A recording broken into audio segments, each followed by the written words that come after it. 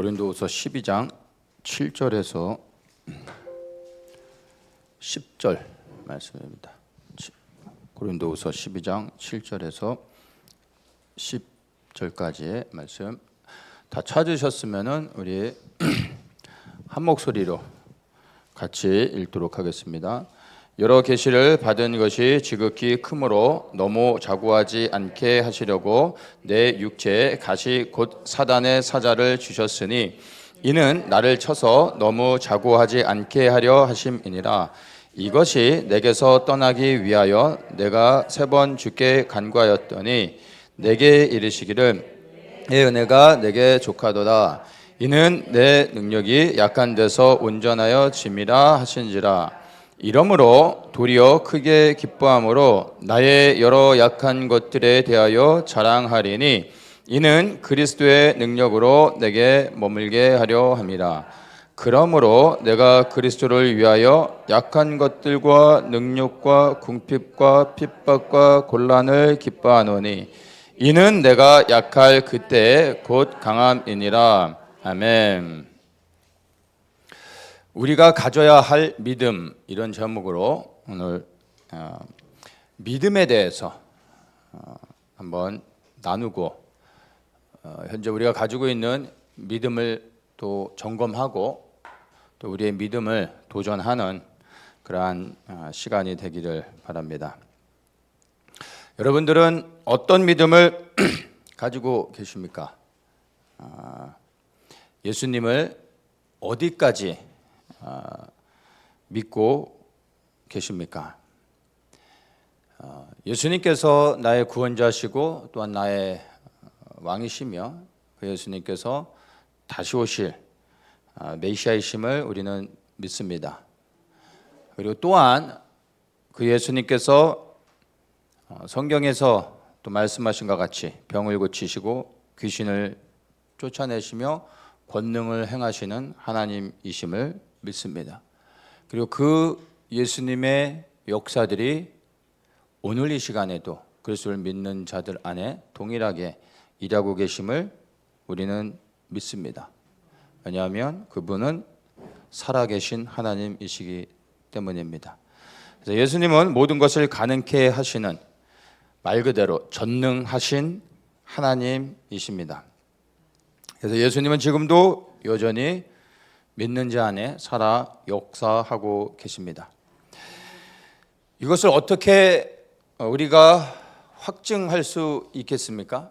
예수님의 살아 역사하신다는 것을 그것은 말씀을 통해서 우리가 알 수 있는 것이 아니라 우리의 삶의 현장에서 예수님을 체험할 때 그 예수님이 살아계시다는 것을 우리가 알 수 있게 됩니다.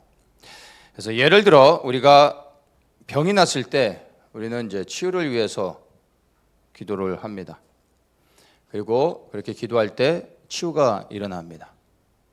예수 그리스도의 이름으로 기도할 때 치유가 일어나는 것입니다. 그리고 또한 우리가 합심하여 기도할 때 더욱더 큰 역사를 우리가 경험하게 됩니다. 이러한 체험을 통해서 우리의 믿음이 자라게 되죠. 또한 더 중요한 것은 이 치유를 통해서 예수님께서 치료자 되심을 믿을 뿐만 아니라 더 나아가 그분이 정말로 살아계신 하나님이심을 우리가 경험적으로 더욱더 깨닫고 믿게 되는 것입니다. 가만히 보면 사실은 치유 자체가 중요한 것이 아닙니다. 우리가 치유되어야 하는 이유, 문제의 해결을 받아야 되는 이유, 그러한 것을 통하여 살아계신 예수 그리스도를 만날 수 있기 때문입니다. 그래서 우리는 반드시 우리의 삶의 현장 가운데서 각자의 삶의 현장 가운데서 살아계신 주님을 경험해야 됩니다. 이렇게 체험적으로 주님을 만날 때 예수님을 향한 우리의 믿음은 더욱더 견고해지게 되는 것입니다. 제가 치유를 예를 들어 얘기하고 있지만은 이것은 우리의 모든 삶의 환경 가운데서 상황 가운데 동일하게 적용되어지는 이야기입니다. 예수님은 치료자이실 뿐만 아니라 전능하신 하나님이십니다. 그래서 우리를 치료하시는 능력이 있으실 뿐만 아니라 우리가 해결할 수 없는 문제들을 해결하시고 권능을 행하시며 모든 것을 가능케 하시는 하나님이신 겁니다. 그래서 우리의 모든 상황 가운데서 살아계신 하나님을 경험하고 그리고 그것을 통해 더욱더 주님을 우리는 신뢰해야 할 것입니다. 그런데 예를 들어서 우리가 치유를 위해서 기도할 때 우리가 주님께 치유를 위해 간구하는 이유가 단순히 치유가 되어서는 안 됩니다. 왜 치유가 되어야 하는가? 왜 나의 이 문제가 해결을 받아야 하는가? 왜 그래야만 하는가? 이 질문에 대한 바른 정답을 여러분이 갖고 계셔야 하는 것입니다. 이 질문의 정답을 여러분은 가지고 계십니까? 왜 내가 치유되어야 하는지, 왜 나의 문제가 해결이 되어야 하는지. 하나님의 영광인 것입니다. 나의 병이 치유가 되는 것이 하나님께 영광이 되는 겁니다. 왜냐하면 우리는 하나님의 형상을 따라 창조되어진 하나님의 자녀들이기 때문에 하나님은 우리를 온전케 하시기 원합니다. 질병 가운데 묶여있는 걸 원치 않으십니다. 그래서 하나님의 영광을 위해 내가 치유를 구할 수 있는 것입니다. 치유를 넘어 모든 상황 가운데 동일하게 적용됩니다. 무엇을 기도하든지 우리의 기도에 간구하는 기도의 본질은 하나님의 뜻과 하나님의 영광이어야 하는 것입니다.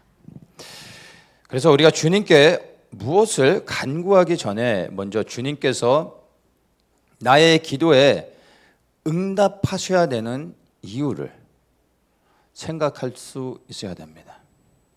그냥 막연하게 무작정 나의 필요를, 나의 원함을, 나의 간구하는 것을 주님께 구할 것이 아니라 그분이 왜 나의 기도를 들어주셔야 하는지에 대해서 응답하셔야 되는 그 이유를 명확하게 가지고 있어야 됩니다. 예를 들면 누가 이제 세일즈를 하는데 자기의 물건을 누군가에게 팔기 위해서는 내 물건을 누군가가 살 수 있도록 그 사람이 사야만 하는 그 이유를 갖도록 해야 되는 것입니다. 나의 물건을 어떤 소비자에게 판매를 하는데 그 사람이 내가 왜 이거를 사야 됩니까? 라고 물었는데 내가 돈을 벌어야 되기 때문에 그렇습니다 하면 이건 말이 안 되잖아요. 나의 물건을 당신이 사야 되는 이유는 바로 이것을 당신이 나로부터 구입을 했을 때 당신은 이러한 유익함을 얻게 될 것입니다. 그래서 당신에겐 이게 꼭 필요한 것입니다 라고 말할 수 있어야 되는 겁니다. 그리고 그것이 그 사람에게 실제적인 필요가 되어야 하는 겁니다. 그래야 자신의 돈을 지불하고 그 물건을 사게 되는 것입니다.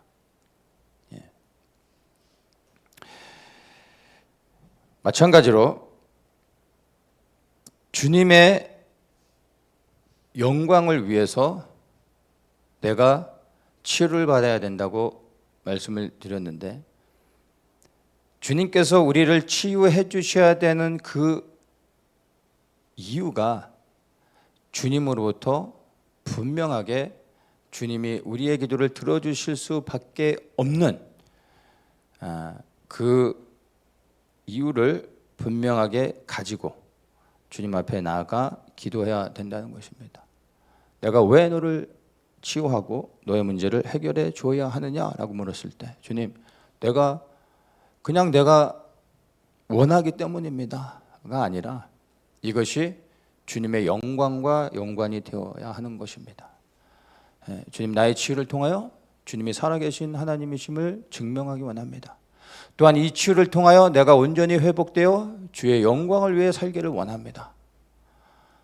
말로만 그러는 것이 아니라 그 마음의 중심이 정말로 하나님의 영광을 위하여, 그것이 치유가 됐든 아니면 어떤 문제의 해결이 됐든 정말 그 마음의 중심에 나의 구하는 것이 본질적으로 하나님의 영광을 위한 것이라면 주님은 우리 사람의 중심을 감찰하시는 분이기 때문에 분명히 아십니다. 그리고 그 마음의 동기가 주님이 보실 때 합당하다면 주께서 우리의 간구하는 것을 들어주신다는 겁니다. 반드시 들어주십니다. 그래서 우리가 기도하는 것을 100% 받을 수 있는 유일한 비결은요, 기도의 비결에 있지 않습니다. 기도의 방법에 있지 않습니다. 우리 마음의 중심에 있습니다. 내가 하나님의 뜻 안에서 하나님의 영광을 위해 구하는 것은 응답을 안 받을 수가 없습니다. 왜냐하면 하나님이 살아계시기 때문입니다. 그리고 그분은 그분의 영광을 위하여 일하시는 분입니다. 그래서 우리가 주님 앞에 무엇을 간구할 때 그것이 나의 치유가 되었다 생각하면 나의 치유가 주님께 영광이 되어야만 하는 것입니다.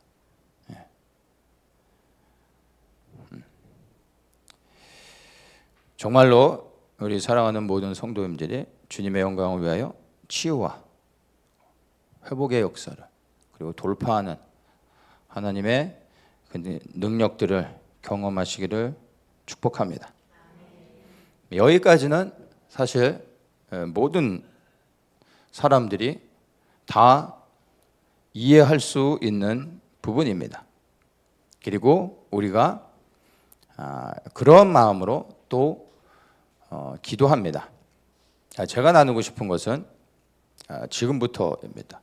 믿음의 다음 단계. 만약에 내가 간절히 주님 앞에 기도했음에도 불구하고 만약에 내가 정말로 간절히 기도했음에도 불구하고 치유가 일어나지 않는다면, 문제가 해결이 되지 않는다면 여러분은 어떻게 반응하십니까?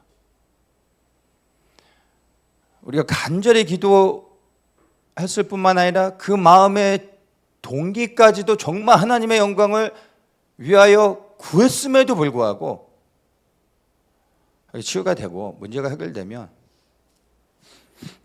더 바랄 나위가 없겠죠. 그랬음에도 불구하고 아무런 일이 일어나지 않는다면 여러분은 어떻게 하실 겁니까? 여기서부터 이제 성숙한 그리스도인의 태도가 나오는 겁니다. 일단 사람들은 자신이 믿음을 가지고 확신하며 간절히 주님 앞에 구했음에도 불구하고 아무런 변화가 일어나지 않으면 일단 당황합니다. 시간이 지나면 실망하죠. 그리고 어느 순간 내 마음에 원망과 불평이 싹트기 시작합니다. 더 나아가 주님을 의심하는 사람들도 생기기 시작합니다. 최악의 경우는 이제 주님보다 더 능력 있는 다른 신을 찾아 떠나는 사람들도 있습니다. 진짜로 있습니다. 어느 믿음 좋은 분이 계셨는데 모든 분들에게 칭찬받고 존경받을 만한 교회 안에 믿음이 있는 사람이 있었는데 늘 많은 사람들에게 본을 보이는 좋은 그리스도인의 삶을 살았습니다. 근데 어느 날 이분이 교회를 떠납니다. 교회를 떠나 다른 교회로 간다는 것이 아니라 주님을 믿는 믿음을 버리고 이제 자연인으로 돌아간다는 겁니다. 모든 사람들이 깜짝 놀라는 거죠. 많은 사람들에게 믿음의 본을 보이는, 신실해 보이는 사람이었는데 이 사람이 떠나면서 이야기합니다. 자기가 9년 동안 주님 앞에 그렇게 간절히 기도한 제목이 있었는데 9년을 기도했는데도 주님이 들어주지 않으셔서 이제 나는 떠난다고. 그러면서 교회를 떠나는 것이 아니라 예수님을 떠나는 사람이 있었습니다.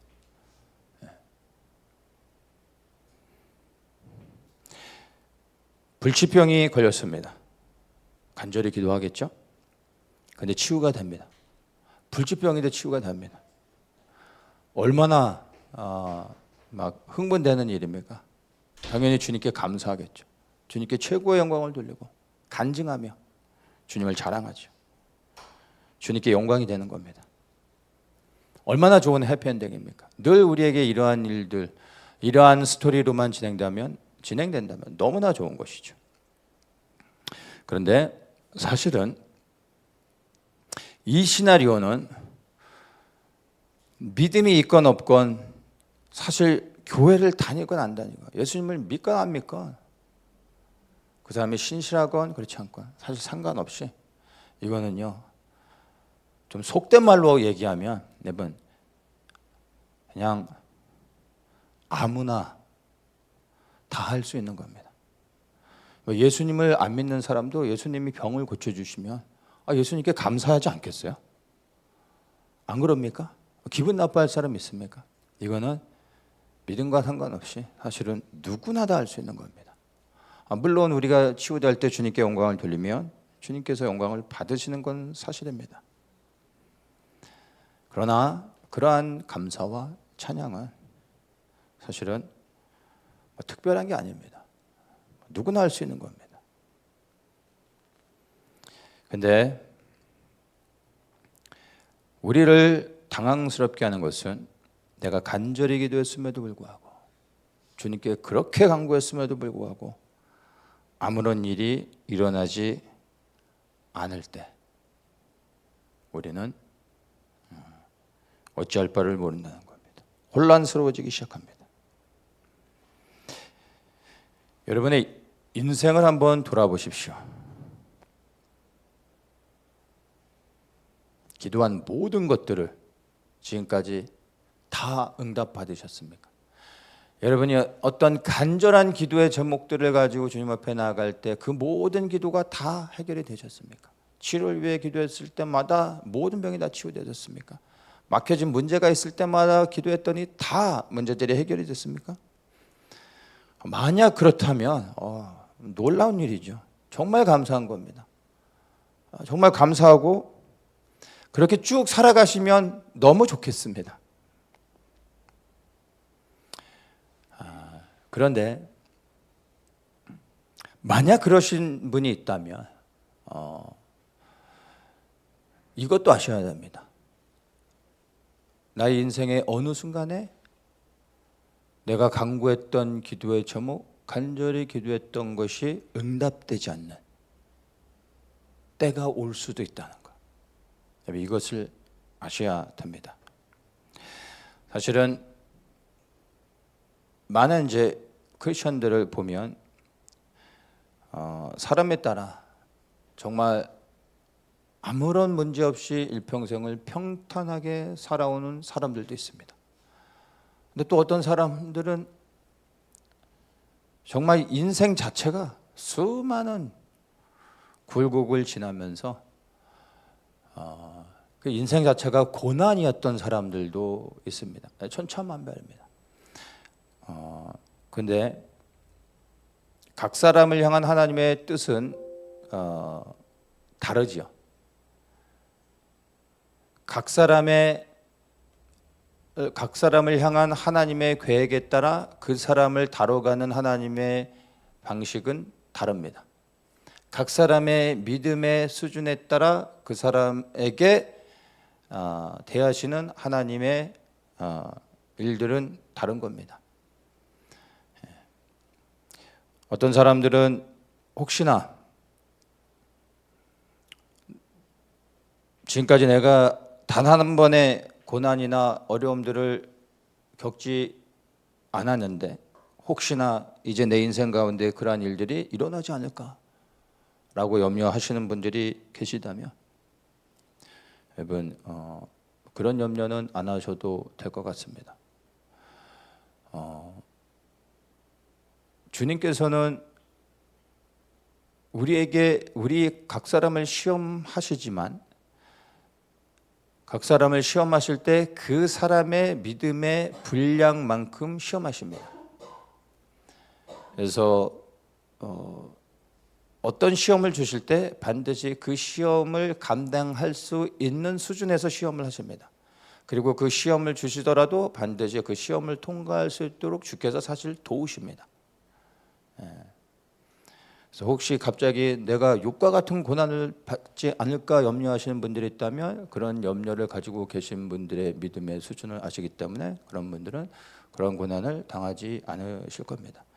근데 혹시 우리 인생 가운데 어느 날 갑자기 고난이 찾아올 수 있고 그 고난 가운데 기도해도 주님이 전혀 응답해 주시지 않을 수 있다라는 것이 조금도 나에게 염려와 걱정이 아닌 평안한 마음으로 이것을 받을 수 있는 사람들이 있다면 그런 분들에게는 아마 그런 고난이 혹 찾아올 수도 있습니다. 왜냐하면 믿음이 있기 때문이 아니라 그 믿음의 분량을 가지고 주님은 시험하시고 그 시험을 통과했을 때 주님께서 그 믿음에 걸맞는 주님의 일들을 감당하게 하십니다.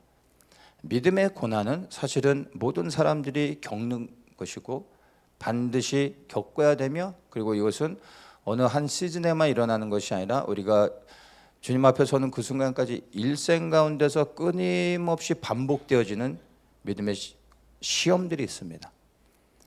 우리가 물건을 판매할 때도요 그냥 만들어서 판매하는 게 아니고요 반드시 이 검사 피를 받아야 되는 거예요. 검사를 받았다라는 정부로부터의 검사를 받은 합격 그 도장을 받아야 시중에 나와 판매될 수 있는 겁니다.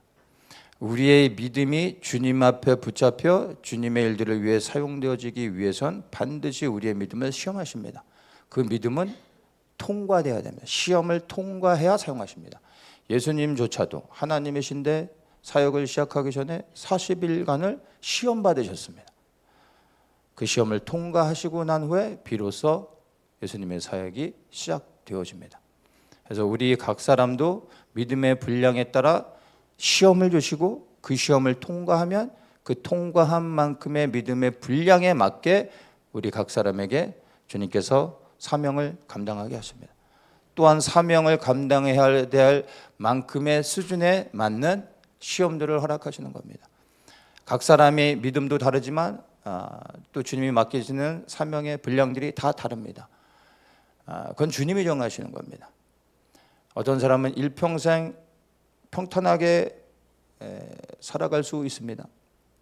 그렇지 않은 사람도 있습니다. 중요한 건 그런 게 아닙니다. 주님은 누군가에게 하나님의 사람으로 부르시고 그분 사람을 사용할 데 있어서 믿음의 시험을 반드시 통과하게 하시고 그 통과한 것에 맞게 일을 맡기시며 사명을 감당하게 하신다는 것. 그래서 그 일들을 위하여 반드시 우리가 지나가야 되는 그 과정이 믿음의 테스트라는 겁니다. 그래서 우리가 지금 나누고 있는 것 말씀에서 우리가 보면 우리가 간구하는 어떤 기도의 제목들이 있음에도 불구하고 주님께서 때로는 응답하지 않으시며 침묵하실 수 있다라는 것을 분명히 아셔야 되는 겁니다. 만약 주님께서 우리가 간절히 기도했음에도 불구하고 응답하지 않으실 때 여러분은 어떻게 반응하셨습니까? 그리고 그런 일이 나에게 일어난다면 여러분은 어떻게 반응하실 겁니까? 여러분 스스로를 한번 셀프 테스트를 한번 해보십시오. 나는 원망할 것인가? 정직하게 한번 스스로를 테스트해 보는 겁니다. 불평할 것인가? 의심할 것인가? 아니면 낙심할 것인가? 아니면 변함없이 잠잠히 주님을 신뢰할 것인가? 이렇게 생각해 보면 어떻습니까? 만약 기도가 응답되지 않은 상황 가운데서도 여전히 주님께 감사를 드리고 여전히 예수님을 찬양하며 그분께 영광을 돌릴 수는 없을까요? 이렇게 하면 반칙인가요? 불법입니까? 나의 기도를 응답해 주셔서 감사합니다라고 찬양하는 건 너무 당연한 거지만 내 기도가 정말 그렇게 간절히 기도했음에도 응답되지 않았을 때 그래도 여전히 주님을 찬양하는 것은 잘못된 것입니까? 주님의 뜻을 이해할 수는 없지만 그런 가운데서도 여전히 주님을 신뢰하고 주님을 찬양하며 그분의 이름을 높일 수는 없는 겁니다. 치유가 되지 않았어도 이미 나를 사망에서 구원하여 영원한 생명을 주신 나의 주 예수 그리스도께 감사할 수는 없는 겁니까? 사실 우리가 진정으로 주님 앞에 감사해야 될 이유는 그 어떠한 상황 가운데서도 그리고 매일의 삶 속에서 끊임없이 우리가 주님 앞에 감사해야 될 이유는 다른 것이 아니라 바로 그분이 그분의 생명을 대신하여 우리를 위해 죽으심으로 우리가 영원한 생명을 얻었다라는 것입니다. 이것에 대해서는 여러분 우리가 단 한 번 진하게 주님께 감사를 드리고 손을 털 수 있는 일이 아닌 겁니다. 매일의 삶 속에서 일상 가운데서 죽는 그날까지 끊임없이 감사해야 될 내용이고 끊임없이 찬양하며 그리고 날마다 나를 구원하시는 주님의 은혜를 붙잡고 나아가야 되는 것입니다. 나의 기도가 응답되어서 주님께 감사를 드리면 당연히 주님께서 영광을 받으십니다. 누구나 할 수 있는 것. 그런데 나의 기도가 응답되지 않았음에도 불구하고 주님께 감사를 드리며 변함없이 주님을 찬양한다면 주께서는 더욱더 큰 영광을 받으실 겁니다. 병이 치유가 돼서 사람들한테 예수님이 내 알 치유해 줬습니다. 그러면 옆에 있는 모든 사람들이 함께 기뻐하죠. 근데 여전히 내가 문제 가운데 있고 여전히 고난 가운데 있음에도 불구하고 주님을 향하여 변치 않는 믿음으로 주님께 신실하게 주님을 향하여서 감사하고 찬양을 올리는 모습을 주변에 있는 사람들이 본다면 이상하게 생각할까요? 아니면 오히려 더 큰 감동을 받을까요? 무엇이 주님께 더욱더 큰 영광이 되겠습니까?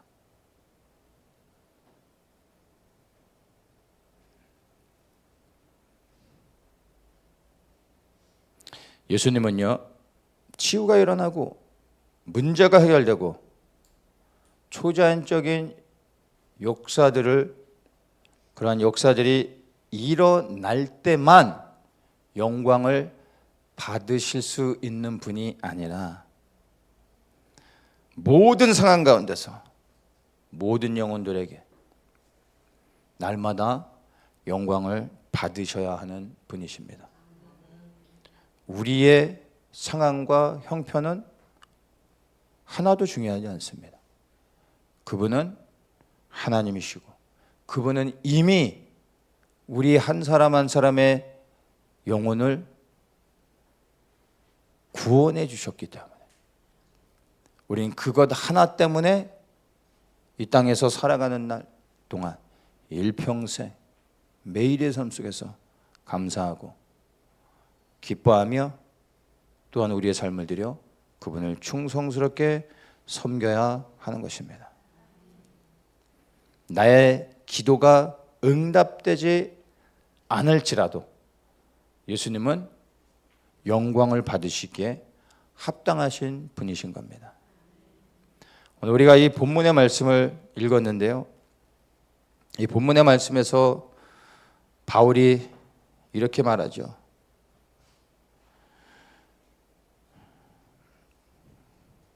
8절에 이것이 내게서 떠나기 위하여 내가 3번 주께 간구하였다. 3번을 간구했다라는 것은 그냥 3번만 기도했다라는 얘기가 아니라 내가 하나님 앞에 내가 할 수 있는 모든 간절함의 기도를 쏟아 부었다라는 의미인 것입니다. 완전함을 이야기하는 겁니다. 아는 것처럼 바울은 간질병이 있었습니다. 사역을 하는 데 있어서 이 간질병은 그에게 가장 걸림돌이 되는 것이었습니다. 그를 통하여 수많은 기적과 표적이 나타남에도 불구하고 그는 자신의 간질병을 치유하지 못했습니다. 말씀을 전하다가도 간질병이 일어나 몸을 떨며 거품을 물고 쓰러지는 겁니다. 성도들이 보면 그게 유익함이 되겠습니까? 바울을 공격하는 수많은 사람들은 그것을 보며 거봐라, 이 사람은 가짜다. 그에게 있어 이 간질병은 주님의 영광을 위해서 반드시 치료받아야 돼. 그리하여 하나님 나를 이렇게 치료하셨다 하며 주님께 영광을 돌리고 그가 온전함을 통하여 주님을 섬기기를 원했습니다. 그래야 그는 주님께 간절히 기도했습니다. 그런데 주님으로부터 받은 답변은 무엇입니까? 9절에 내 은혜가 내게 족하도다. 이는 내 능력이 약한 데서 온전하여 짐이니라. 은혜로운 말씀인데 왜 이 말을 한마디로 정리하면 거절당한 겁니다. 바울이 그렇게 간절히 기도했는데 바울은 어떤 사람인지 우리가 알지 않습니까? 그는 하나님의 영광을 위하여 사역을 온전히 감당하기 위하여 사역에 방해가 되는 그 간질병을 위하여 간절히 기도했던 겁니다. 자신의 유익을 위해서가 아니라 하나님의 영광을 위하여 이렇게 간절히 기도했음에도 불구하고 거절당했습니다. 그런데 바울은 주님으로부터 간절히 기도했던 것이 거절당했을 때 그는 어떠한 태도를 보였는지 우리가 말씀을 통해서 살펴볼 필요가 있습니다. 9절 중반에 그가 이제 말을 합니다. 이러므로 도리어 크게 기뻐함으로 나의 여러 약한 것들에 대하여 자랑하리니 이는 그리스도의 능력으로 내게 머물게 하려 함이라. 10절 후반에 내가 약할 그때 곧 강함이니라. 이게 말이 그래서 그렇지 여러분, 이게 우리는 이 바울의 고백을 들으면 큰 은혜를 받지만 이게 우리의 삶의 현장에서 일어나는 일이라면 여러분 이게 은혜가 되시겠습니까? 여러분이 몸 안에 연약함을 가지고 그 치유를 위해 주님 앞에 간절히 기도했는데 됐어 라고 예수님의 답변을 들었습니다. 그때 여러분은 이렇게 고백할 수 있습니까? 감사합니다. 내가 약할 때 꼭 강함입니다. 여러분 이게 여러분 안에 고백되어질 수 있겠습니까? 근데 바울은요 뭐라고 얘기하냐면요, 그렇게 예수님으로부터 거절을 받았는데 크게 기뻐했습니다 이럽니다. 자기는 크게 기뻐했대요. 우리는 작게 기뻐하기도 힘든 상황인데 그는 크게 기뻐했다고 합니다. 그리고 더 나아가 약한 것들에 대하여 자랑하리니 말합니다. 자기의 간질병을 숨겨야 될 것이 아니라 자랑한다는 겁니다. 나 이런 사람이야. 나 이런 문제를 가지고 있어.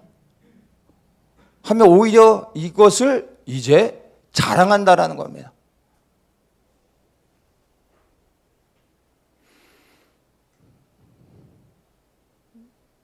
여러분들에게는 이러한 믿음이 있으십니까?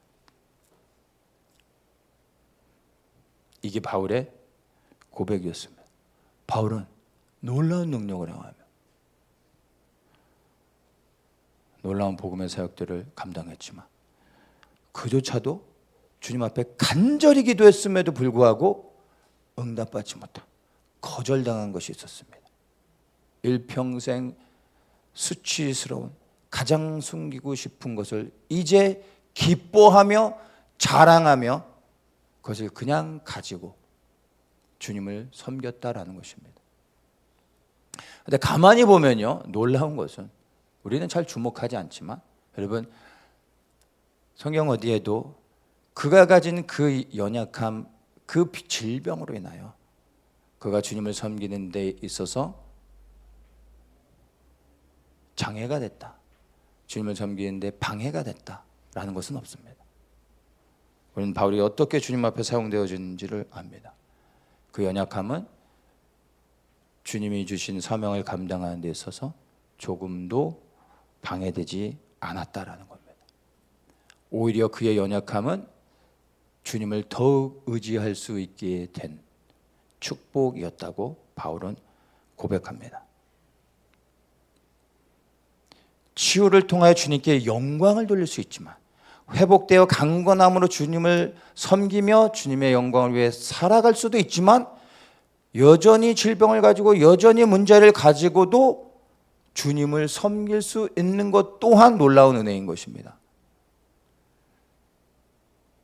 중요한 건 내가 병이 있든 병이 없든 강건하든 연약하든 중요한 것은 나의 삶이 주께 붙잡혀 주님을 섬길 수만 있다면 여러분, 문제의 해결은 사실은 그닥 중요하지 않다라는 것입니다. 우리는 주님의 영광을 위해 무엇인가를 구할 수 있겠지만 우리가 생각하는 것과 주님의 계획은 다르실 수도 있다는 것입니다.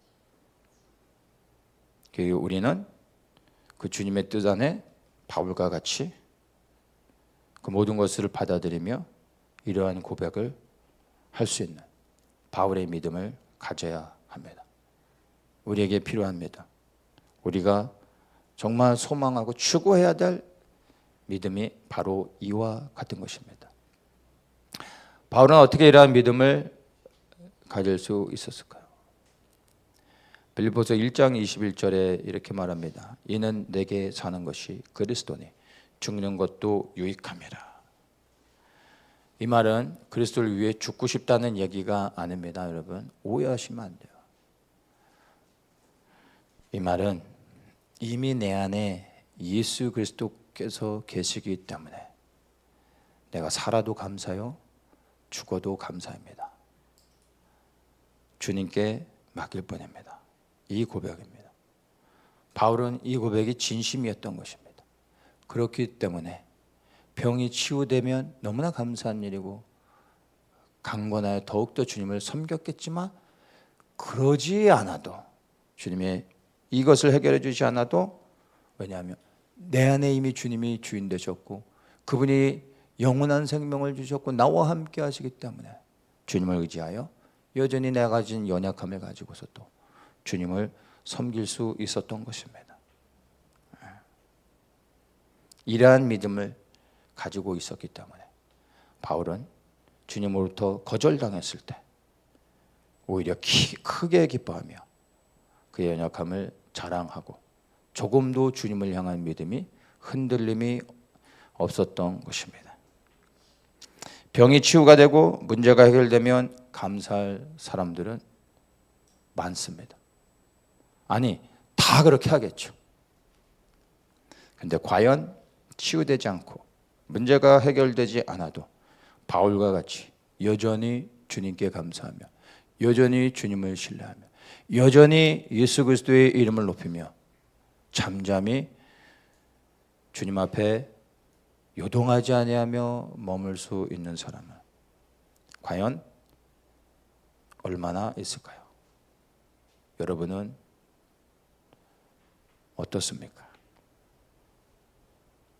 여러분은 어떨 때 주님께 감사하고 영광을 돌리셨는지 여러분의 과거의 삶을 돌이켜 보십시오.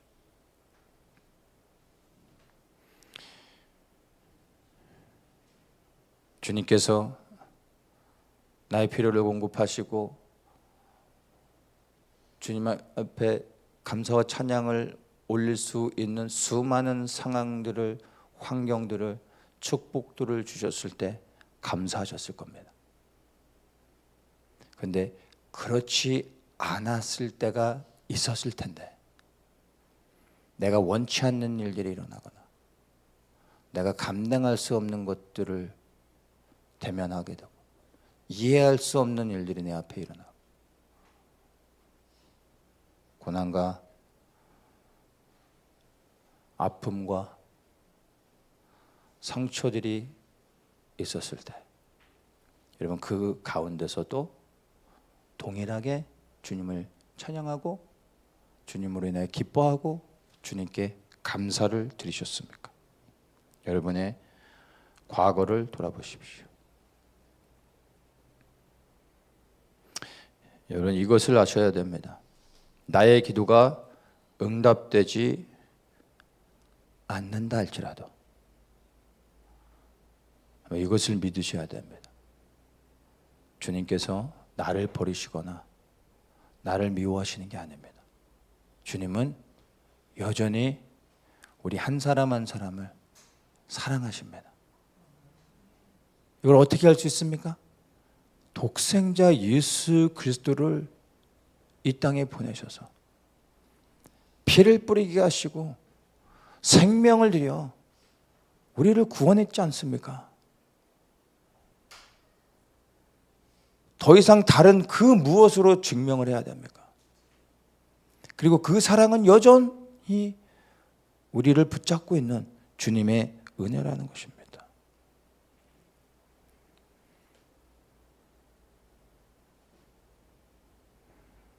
이보다 더 큰 사랑은 없습니다.